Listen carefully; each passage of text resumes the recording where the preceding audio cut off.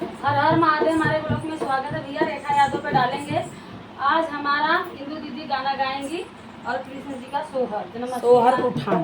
हाँ, जन्माष्टमी आ रहा है, इसके लिए कृष्ण जी का सोहर का उठान हम लोग गाएंगे।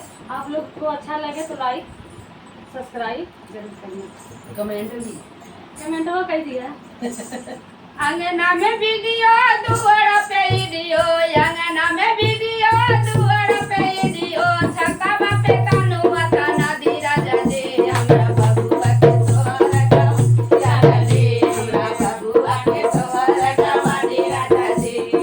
अंगना में वीडियो दुआर पे वीडियो, अंगना में वीडियो दुआर पे वीडियो, छक्का पे कानू माता नदी राजा दे हमरा बबुआ के सोहर गवादी राजा दे, हमरा बबुआ के सोहर गवादी राजा दे। हमारा सोनमा के सोहर गवादी राजा दे, हमरा सोनमा के सोहर गवादी राजा दे।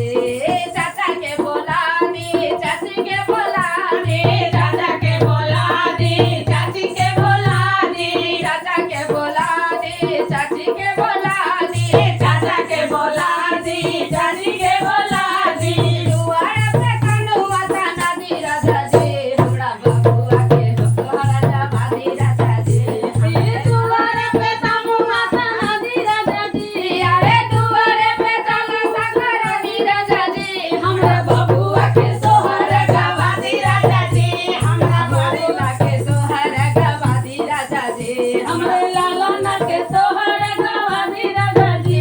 अरे बुआ के सोहर गवा बुआ के बोला दा, बुआ के बोला दा, बुआ के बोला दा, बुआ के बोला दा, बुआ के बोला दा, बुआ के बोला दा, हो बुआ के बोला दा।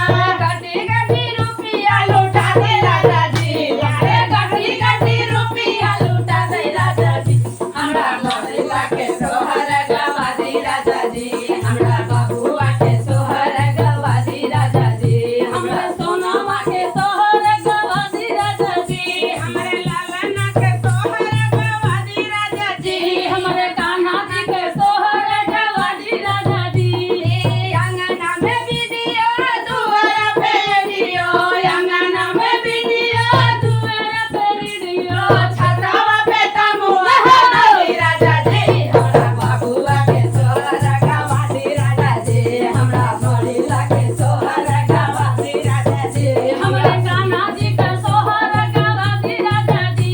अरे मामा के बोला दी, मामी के बोला दी, मामा के बोला दी, मामी के बोला दी, मामा के बोला दी तनी मामी के बोला दी, मामा के बोला दी तनी मामी के बोला दी।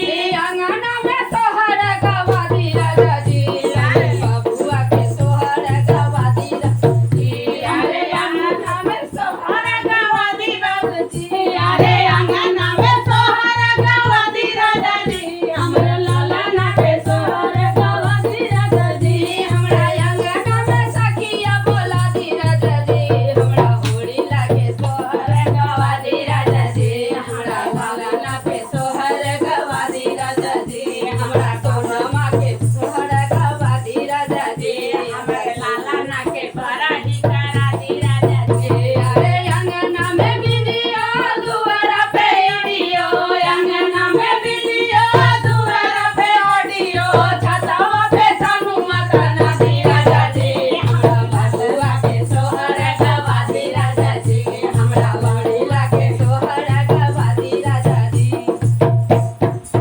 बोलो कृष्ण कन्हैया लाल।